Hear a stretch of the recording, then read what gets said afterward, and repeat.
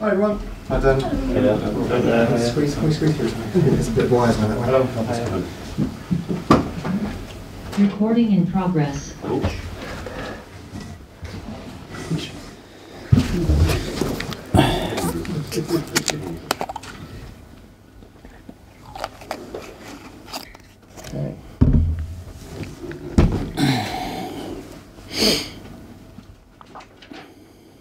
Okay, welcome everyone. Reece, if you could just unmute the head table, that'd be great. Thank you. Welcome everyone in the room again.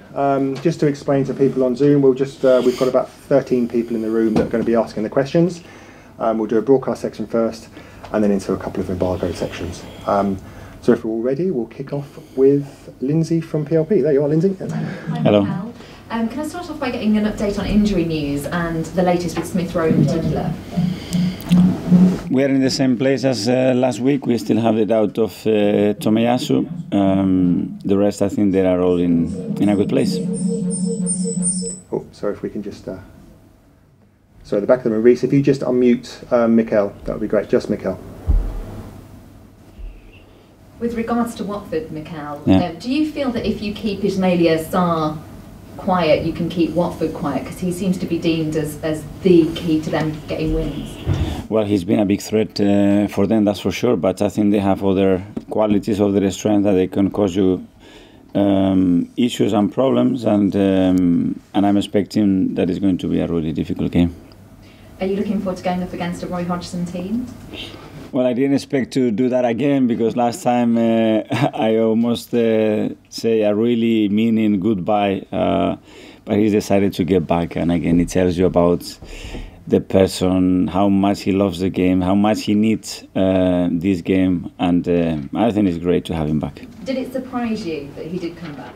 Absolutely, because the last time I spoke with him, he sounded pretty convinced. And looking at his trajectory and everywhere he's been, I thought, okay, he's done and he's going to spend some time with his family. But that's the beautiful thing about this game, that is, you just need it to live. People have started to talk about signings of the season, and I wondered with Aaron Ramsdale for you, because there's only Alisson and Ederson that have kept more clean sheets. Is he up there as one of the signings of the season, do you think? I would say that any of my players, so they can get the award. It's obviously, there's no question about how Aaron has been performing, what he's brought to the team, how quickly he has adapted, what he's transmitting every time he's on that field. And hopefully he can get a prize, but it's early, still a lot of games to play. Final one from me, just the resilience that Watford showed against Manchester United. Do you think they have transformed somewhat under Roy?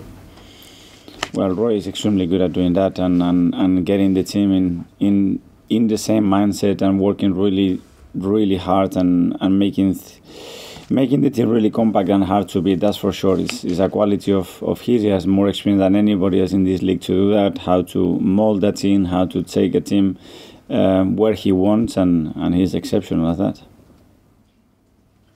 Good afternoon, Mikel.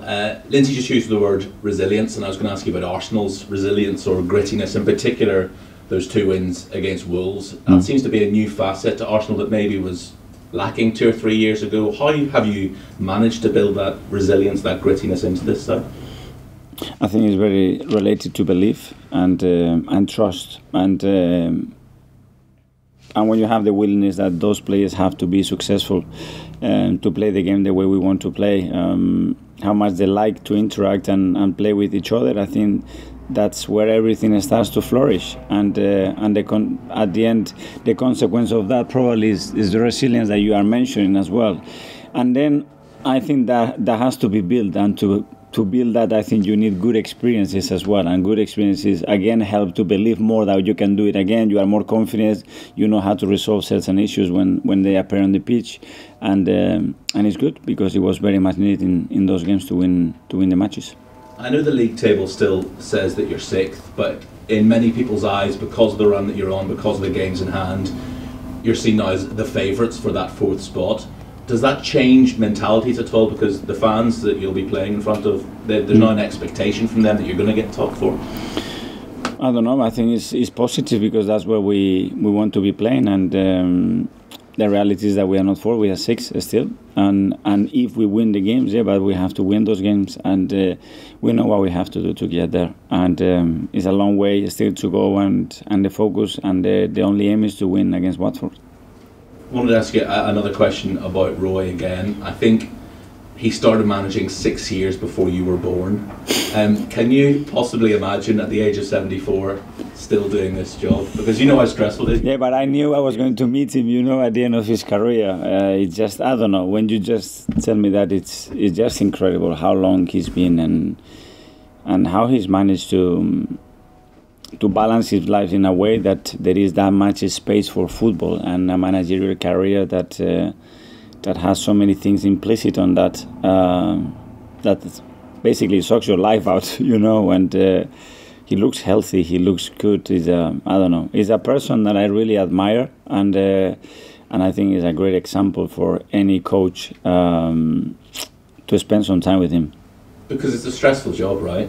You're probably getting very little sleep. You're thinking about it the whole time. It's a great job. It's the passion. It's the interaction. It's spending time with people, getting and building a team, and the energy that creates around it. The connection that you have to build with the club, with the supporters, is everything. But yeah, it has a lot of implications because there are a lot of decisions that you have to make, and some of them. Imagine the decision that Roy has made in the last 35 years or 40 years, just phenomenal. Just one final one from me. It's one of those quirky things about football that Arsenal and Watford are right next door to each other, their training grounds. You're obviously a player here as well. I see that Ben Foster and Aaron Ramsdale have done a joint interview together this week.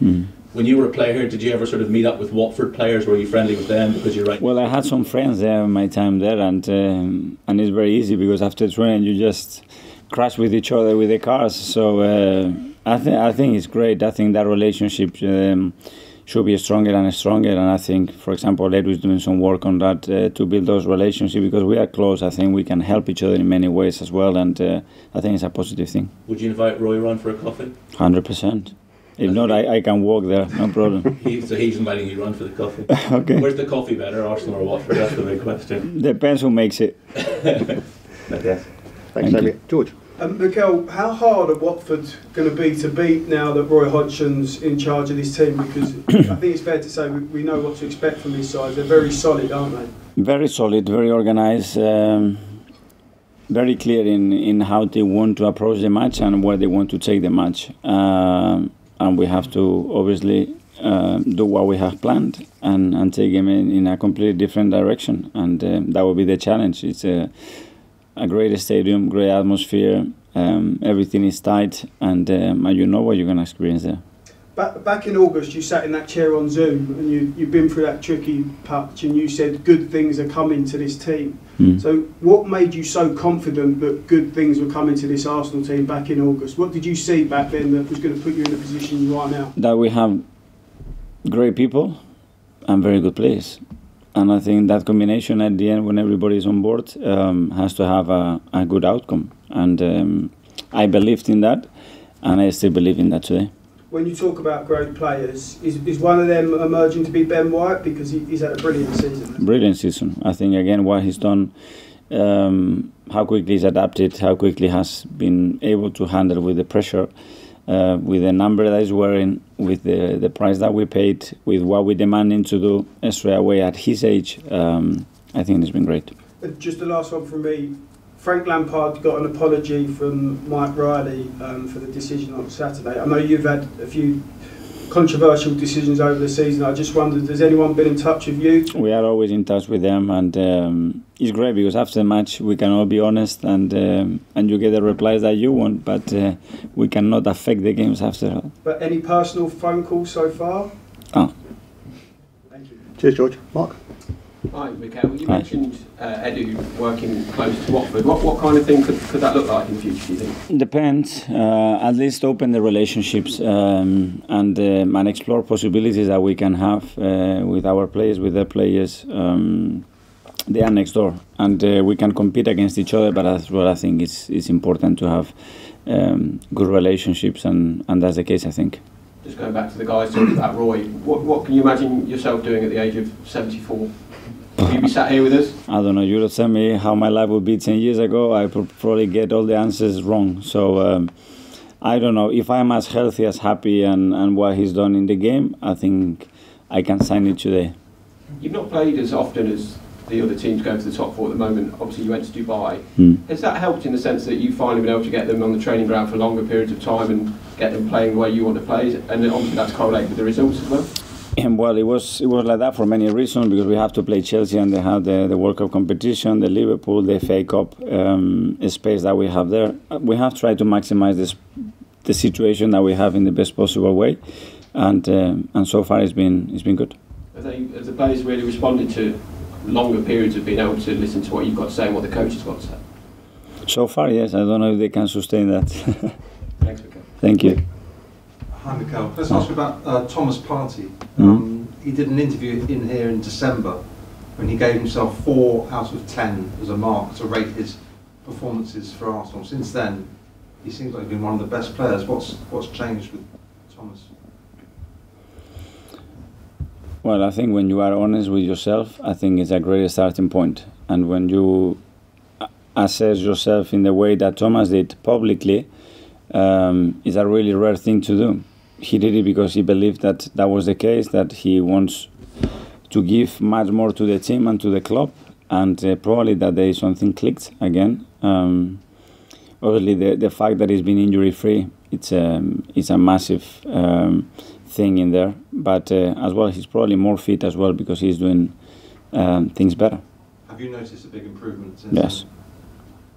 And what about his shooting? I don't know, you must hear on the touchline every time he's got the ball near the box, the whole crowd going shoot, and then the ball ends up 10 yards over the bar or nowhere near the goal. Does he practice his shooting? He is practicing, and you see some of the goals he scores in training, you will be amazed, but you won't believe me probably, so you have to see one of those soon getting into the net. Just a question about the supporters. They've been talking on social media about wearing the Arsenal yellow and blue to all matches because it's the same colours as the Ukraine flag. Would you support the supporters all turning up in yellow and blue for games from now? I would support any initiative that is at the end to demonstrate that that we have to live in peace, and if that's the case and they believe it is the right thing to do, of course I will support it. Thanks, Nick. So that ends the broadcast section. So farewell to everyone on Zoom. Thank you.